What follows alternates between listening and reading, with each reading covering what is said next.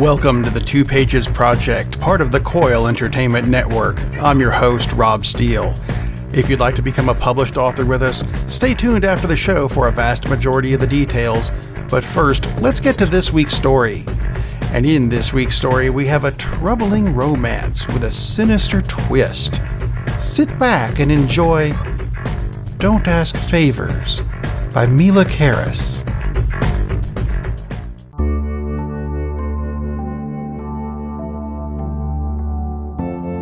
Sharon Plum looked at the crumpled paper in her hands and felt stressed. She walked over to the window and reflected on her almost perfect surroundings. She had always loved the snow and the woods and the private feeling you get from a secluded cabin. Then she saw something in the distance, or rather, someone. It was the figure of James Meadows. James was a sympathetic monster with unusually long fingernails, but an even longer memory. Sharon gulped. She glanced at her own reflection in the wall mirror. She was a tight-fisted, clever beer drinker with grubby fingernails and calloused fingers. Her friend saw her as a wonderful ally, but a dangerous adversary. But not even a tight-fisted person who cared enough about all life to have once jumped into a river to save a drowning chicken was prepared for what James had in store today. The snow flurried like a blinding white curtain, making Sharon uncertain of the vision she saw. Was it truly James? Was he back so soon? As Sharon stepped outside, James came closer, and she could see the warm glint in his almost glowing green eyes. "Look, Sharon," James drawled with a brutal glare that reminded Sharon of those horrible vultures that circled her Arizona home when she was young. "It's not that I don't love you, but it's time I collected my debt. You owe me for letting you stay here." Sharon looked back, still fingering the crumpled paper. "James, eat my shorts." Her use of the phrase amused her. She hadn't said anything like that since the 80s, when she'd last seen him. And she knew he hated the phrase, just the absurdity of it. It made her nostalgic for the time they had been together. They looked at each other with forlorn spirits, like two long-lost lovers remembering that time on the beach, which had jazz music faintly playing in the background from the concert on the pier, and the two children who had stumbled upon their passion in the dunes, interrupting their love not just then, but forever. Sharon regarded James's abnormally long fingernails, realizing his hair had grayed with the years. I don't have the funds," she lied. James glared. "Do you want me to shove those crumpled papers where the sun don't shine? I know you about your publishing deal. I know they gave you everything you wanted. Now, just because you wrote a story that someone wants to send around the world, don't mean that you better than me. I let you stay here. I let you have all the privacy you wanted. Even supplied you with everything you asked for, including the food. Hell, I paid your bills. You owe me." Sharon nodded. While she remembered her tight-fisted and clever values, she was sympathetic to his plight. "Actually, I do have the funds," she admitted.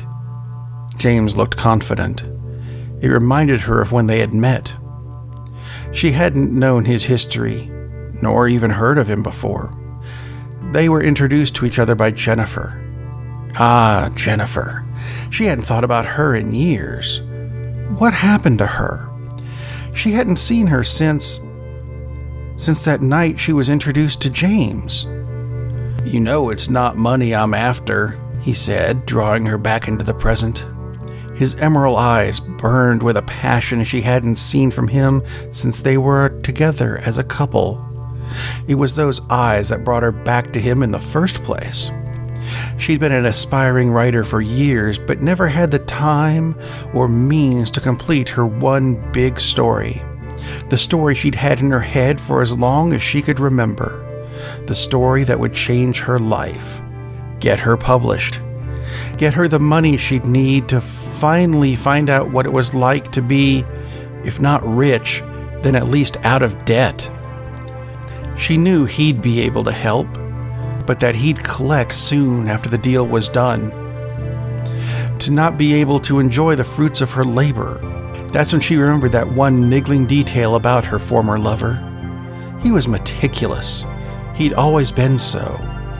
From his wardrobe to his perfectly manicured fingernails. Everything had its place, and he was insistent that everything be just so.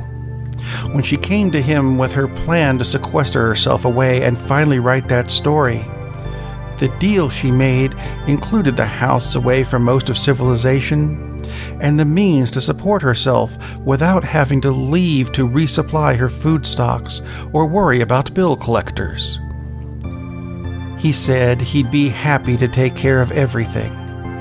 He even said he was surprised it took her so long for her to ask him for something. It was then she realized that in all the time they were together, she'd never asked him for anything. He took things from her, of course. Her time, her affection, her first kiss. Almost her virginity if it hadn't been for those children playing in the dunes. Perhaps that's what Jennifer meant when she introduced them.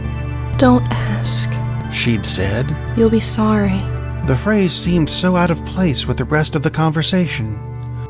She was only now beginning to fully understand the full consequence of her deal with James. It was likely that was why she hadn't seen Jennifer in so long.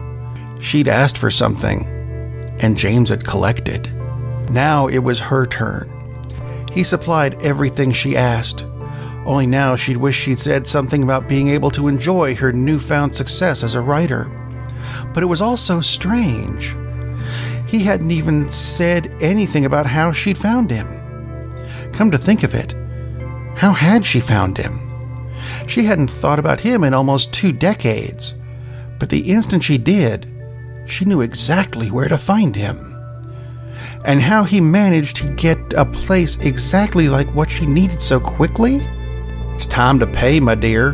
His hand gently cupped her face, his long fingernails not quite scratching her cheeks. Long nails? Why did he have long nails? He was always so detailed in his appearance. She looked into his absurdly intense green eyes. Unaware of the snowfall, she, nevertheless, felt a chill, and it came from him. She tried one last desperate plea. Don't you want me to find someone new for you, like Jennifer did when she introduced us? James smiled. My dear, I was only looking for a fix at the time. A short-term deal. I had no idea you'd turn into such a long-term investment. Those are always so much more satisfying. Why, with the time we've known each other, our bond has only strengthened my thirst, and your soul has fermented like a fine wine, one I'm quite eager to taste. My thirst needs to be quenched. And now that I've fulfilled my part of our bargain, it can be. She looked one last time into his eyes. Damn those eyes. She could never say no to them, even now as she felt him drink her soul. 3 months later, a new bestseller hit the market by Sharon Plum, igniting one of the most bizarre mysteries of all time. A married woman leaves her husband of 15 years and her children, disappears for 2 months, only to reappear for one online meeting to sell a novel before disappearing again. Her body was found another year later in a cabin in Vermont. The emaciated body lying on the ground next to 3 words clawed into the wooden floor. Don't ask favors.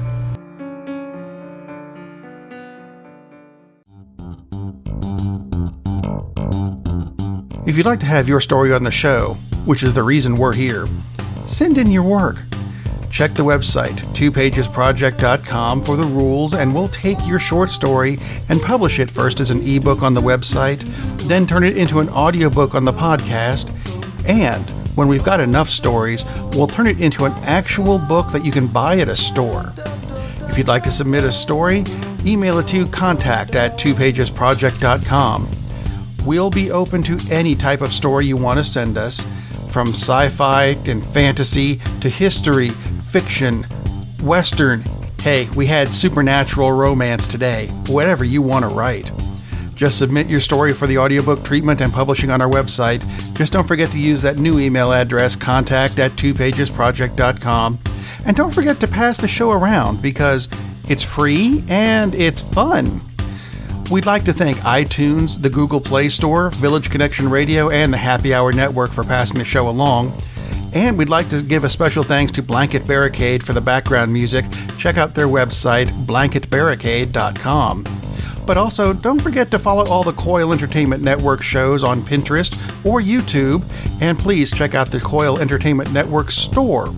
We've got t-shirts and hats that all go to support the network, so please check that out. And if you're interested in being part of the audiobook process, be it as a voice in a story, or if you have music that might work as well, use that same email address, contact@twopagesproject.com. So, until next week, be safe and keep writing.